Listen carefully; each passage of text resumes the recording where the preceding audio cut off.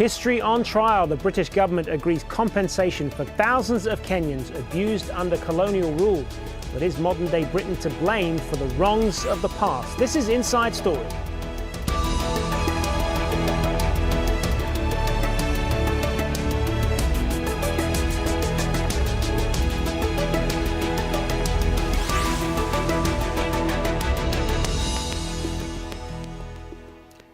Hello, welcome to the programme. I'm Hazem Seeker. It is a case that has cast light on a dark chapter of Britain's imperial past.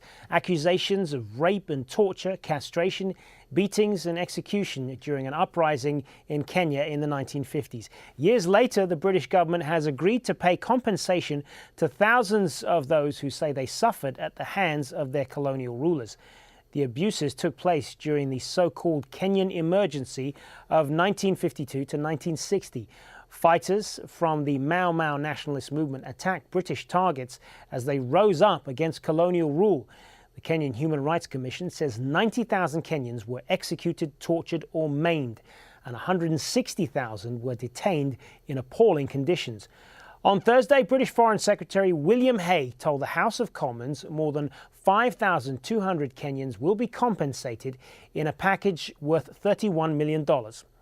We understand the pain and grievance felt by those who were involved in the events of the emergency in Kenya. The British government recognises that Kenyans were subject to torture and other forms of ill treatment at the hands of the colonial administration. The British government sincerely regrets that these abuses took place and that they marred Kenya's progress towards independence. Torture and ill treatment are abhorrent violations of human dignity, which we unreservedly condemn. Now, the settlements follow a ruling by Britain's High Court in October that 3 Kenyans could pursue compensation claims against Britain. Peter Grester reports for Inside Story from Nairobi. Wambugu Nyingi's skin is old and wrinkled, but the scars from the beating British troops gave him more than 50 years ago still cause him pain. He was a 25-year-old activist arguing for Kenyan independence when the British first threw him in prison. In all, he spent almost a decade behind bars, sometimes hanged by his ankles, sometimes beaten unconscious. For years he's been campaigning for justice, and now he says it's come. I'm okay with the settlement, even if it's not much. But the most important thing for me is the fact that they have acknowledged that we were not rebels, we were not criminals, we were freedom fighters. That's what matters. Kenya's National Museum records some of what happened during the Mau Mau uprising. The records show that the colonial government executed or tortured 90,000 Kenyans and detained another 160,000 in concentration camps until independence in 1963. A solitary statue of the Mau Mau leader Dedan Kimathi stands defiant in Nairobi. Even this memorial took 40 years to erect. For those who suffered, the money helps, but it's official acknowledgement of their role in independence that really matters. The Dedan Kimathi statue is a start, but the veterans say they want something far more substantial that recognises the role of everyone who served with the Mau Mau. Only then, they say, will justice finally be done. The fight for justice took a turn last October when a British court ruled that the government had a case to answer. Rather than lose and set a damaging legal precedent, Britain agreed to settle out of court. More than 5,000 ageing victims of torture will now get compensation. I think if we are going to end impunity around the globe, each nation, each person must acknowledge their wrongdoing. It doesn't become any less wrongdoing because it was very widespread. I mean, is that surprise that they've got to pay?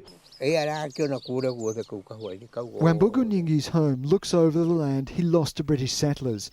He knows there are some historical wrongs that can't be corrected. But at least he now can pay his medical bills, and he knows that the history books recognise him as a hero and not a villain. Peter Grester, Al Jazeera in Nyeri, Kenya. Well, we'll be talking to our panel in a moment, but first let's go to Martin Day, a human rights lawyer representing the Mau Mau veterans. Obviously very busy today, but he has found a moment to drop into our London studios to talk to us. Thank you for being with us, Martin Day. Obviously a momentous day for the clients that you represent. Has justice now finally been done? It's been a totally historic day for all the clients. They're absolutely delighted. In terms of justice being done, I think it has. Is that I take my hat off to Mr. Hague.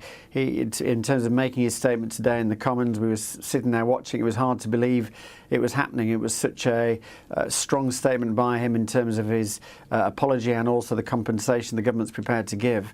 So I think without any question, the clouds that have hung over our clients for all these years have at long last started to evaporate, and I think that they feel very relieved that it's at long last over.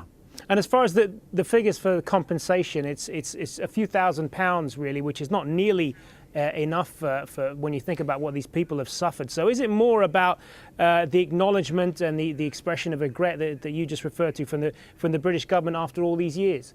When the British government made the offer to us about 3 or 4 weeks ago in relation to the compensation and the apology, and we have to go, as part of our system, we have to go and see every single individual client, all the 5,228 had to tell us whether or not they accepted the deal, and not a single one of them refused the deal. And I think that came from two things. One is that although £2,600 is not a lot of money here, it's actually quite a lot of money in Kenya, so they were very pleased with the amount. But I think you're right, that it was the combination of the some money combined with the apology that really made them feel that at long last justice was being done to them, and I think that's why there was such strong support for the deal.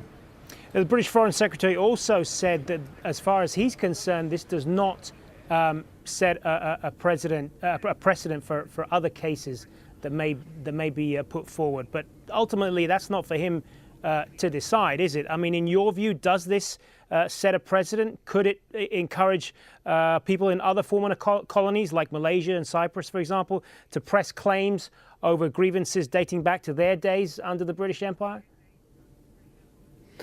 Well, Mr. Hague was at pains to say that they were not formally admitting liability, and I can understand that would become more of a formal precedent. So I think it's obviously an encouragement for people to come forward. I don't think any question, but that there will be people in many of our former colonies who will be looking at today's announcements with great interest and potentially encourage them to come forward. But whether they've actually got a strong legal case is another matter. It is a massive hill to climb after 50, 60 years to be able to get justice. And even though we've been able to be successful for this group of Kenyans, and obviously will give some encouragement to others, but and I would have thought there's a decent chance that 1 or 2 other cases will come forward, but I would be very surprised indeed if there was a flood. But as you say, this is something that happened 50, 60 years ago. Why has it taken this long? First of all, the Mau Mau were a proscribed organisation in Kenya until the early 2000s. The previous presidents have been wary, I think, about the power and strength of the Mau Mau name. And it was only in, I think, about 2003, 2004 that it became unprescribed, which meant they could kind of get together. And that's when they came to see me. We've got experience in this sort of work in Britain, and they asked if we'd help them. So I think it was all that combined with the fact that it was only when 2 major historical reviews carried out by a professor of history at Oxford and another one from Harvard, when they were able to review quite what had happened and give massive description in terms of the level of abuse and torture that the Kenyans suffered. And what about the discovery of this vast archive of colonial era documents, which the British Foreign Office, I understand, had kept hidden for decades, revealing the extent of the mistreatment? How much of a factor was that in finally getting to this day?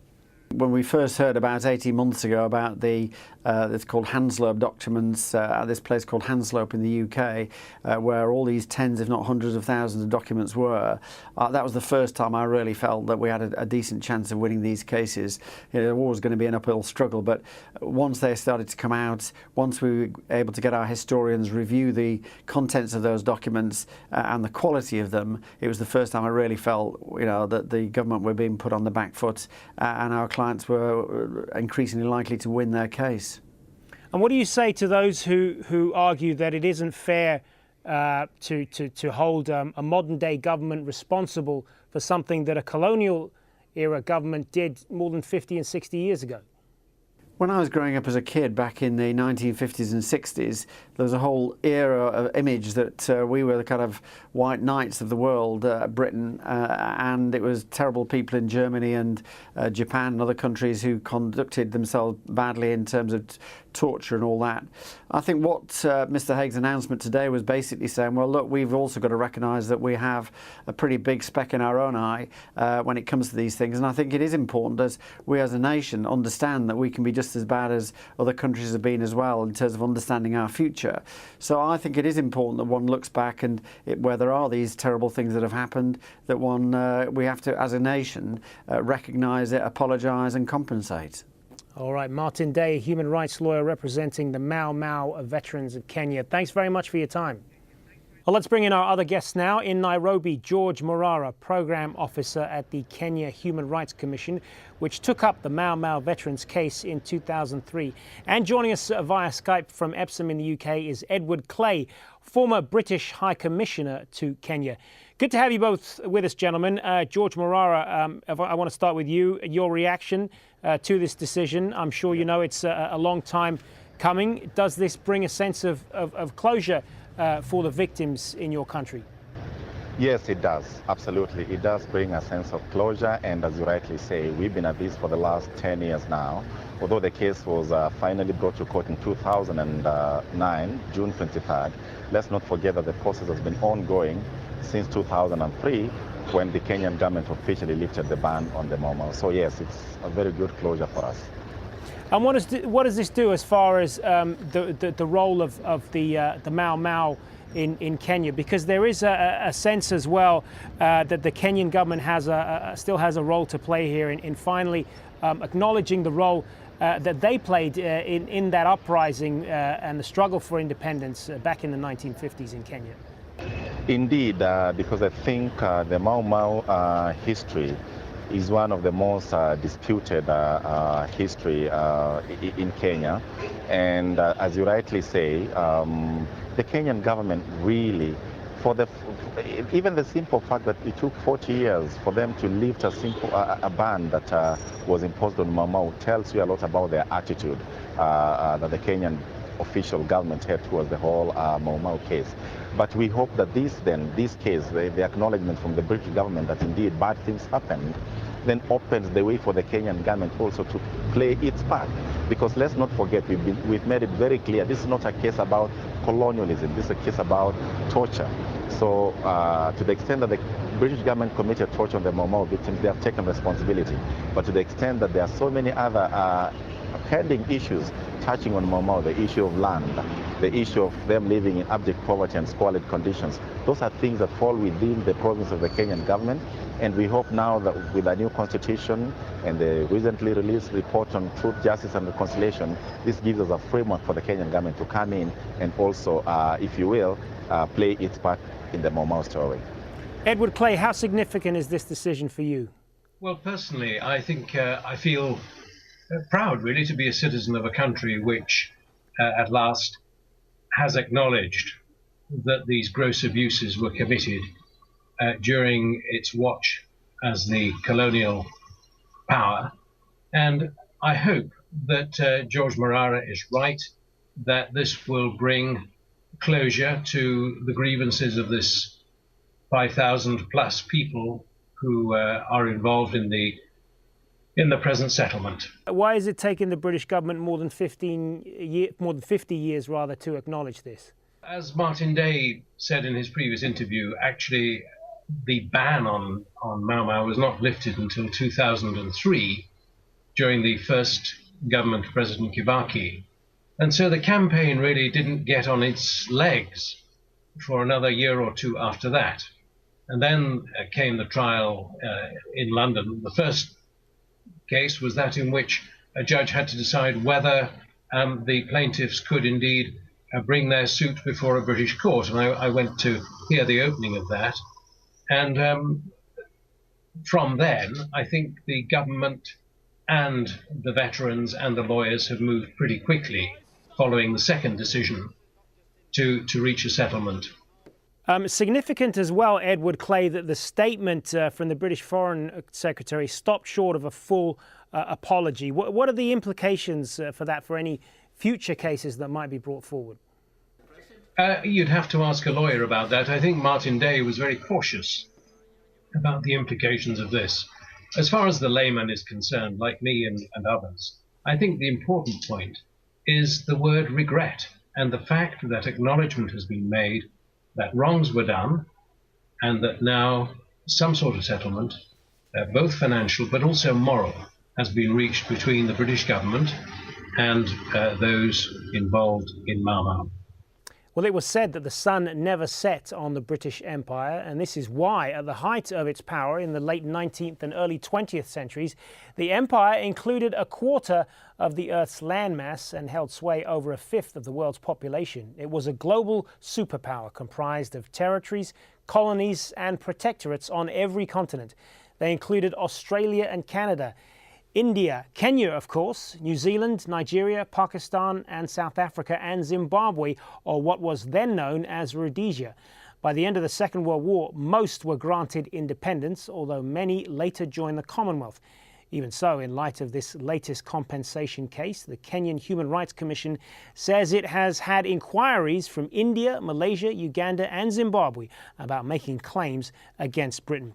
Well, George Marrara, if I could turn back to you then, does this now open the floodgates, if you like, for people in all of these other former colonies to pursue cases like this against the British government?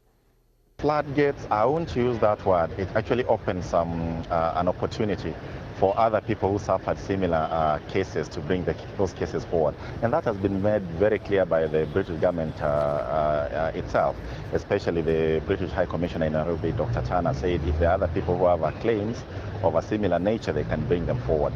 But again, I want to agree with Edward Clay and what Martin Day said earlier.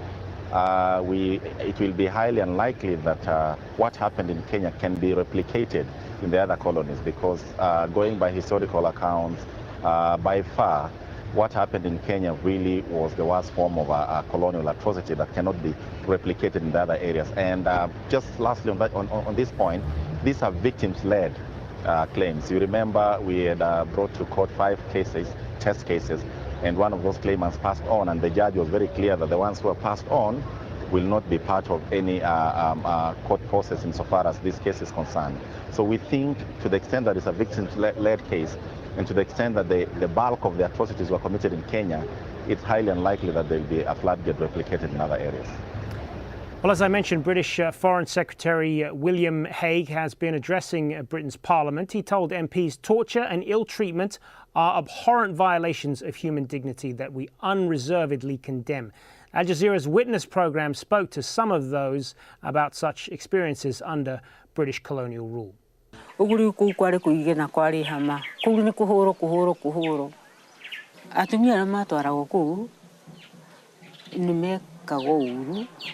Nagatithi nĩ twekagwo ciĩko njũru mũno tondũ twatambararagia ũguo thĩ tũikarire tũkabĩte atano agathiĩra gũkũ magũrũ-inĩ maitũ akaumĩria nginya mũico andũ igana rĩmwe agacokoroka riu hau arĩkĩria agacokoroka riu agacokoroka na gũkũ igũrũ riu aumĩre na ciĩko ingĩ itarĩ njega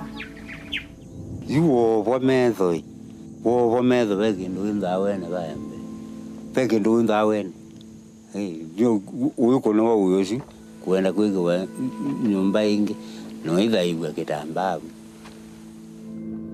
ngi ukite nao wa ukita mundu kwete buti tena we mwobe nuwoba netu ukita na mundu ata.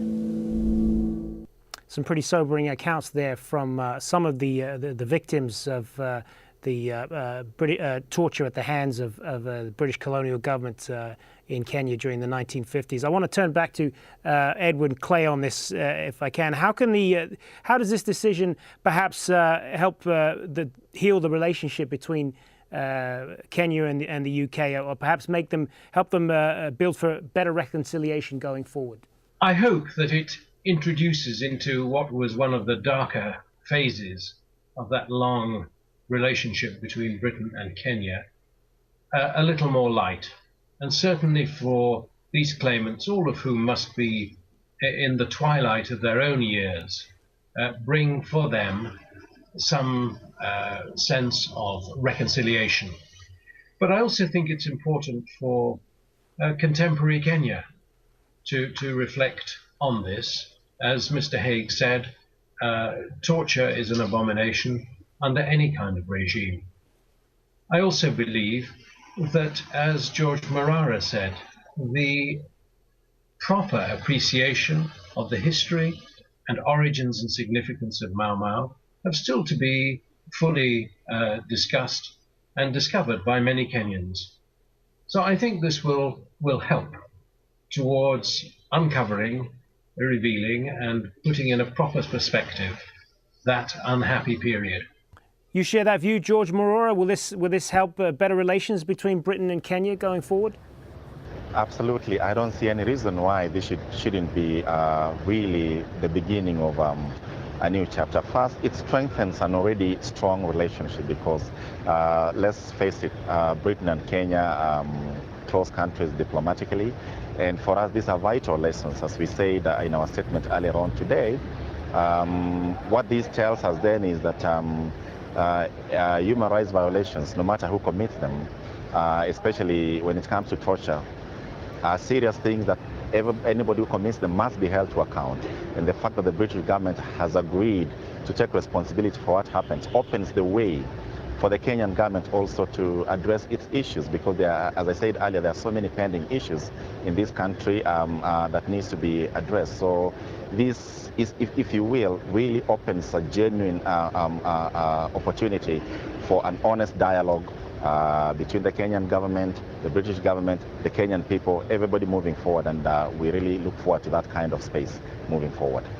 Edward Clay, I mean, it's been pointed out as well that the certain amount of hypocrisy in all of this, in that countries like Britain have demanded compensation from former empires like Japan and Germany for abuses that they committed during World War II, and that Britain should, by the same token, be held accountable. So this decision now puts that to rest, in your view? Well, I think it underlines the point that Mr. Hague was trying to, I think, make in his statement, that torture and crimes against humanity are abhorrent, whoever commits them and in whatever circumstances. That is what we acknowledge. Edward Clay, I know I put this question to Martin Day earlier, but what about this argument that a modern-day government shouldn't be held responsible for something that a colonial-era government did 50 years ago? What do you say to that? I think that it can't be wrong when you have alive people who suffered under severe abuses of human rights, where the perpetrators, even if they cannot all give evidence or personally be identified, where the circumstances are clear and the authority is clear, it cannot be wrong to try to attribute responsibility in those cases. Obviously, one can't go back an unlimited distance in history. But the first Mau Mau detainee I knew was when I was a young diplomat in Nairobi in 1970, and his name was J.M. Kariuki. And I have his book here, his personal memoir, Mau Mau Detainee. It is clear that he and others who perhaps didn't write, that they could all tell their stories. And it is a good thing that 50 years after he wrote it, at last, recognition has been given to those individual traumas, and recompense is going to be made. Plenty of reaction we've been getting on Facebook. Lewis Ian Allen Marshall says, it should be pointed out that everyone had an empire back then. That age is over for everyone. Just move on. Avnish Kumar says a real compensation will be to return back all the wealth drained out by British colonies, which is quite impossible. And Peter M. Bugar adds 340,000 is a joke to give Mau Mau victims, considering how this affected their future generations who are now peasants and poor because of lost opportunities. Well, that just about brings things to an end. But thank you to my guests, George Marrara and Edward Clay, and also to Martin Day, who joined us at the top of the show. And a reminder, you can find this program and many more at aljazeera.com. Just click on Programs and Inside Story, and your comments there are very welcome as well. I'm Hazem Seeker. Thanks for watching. Bye for now.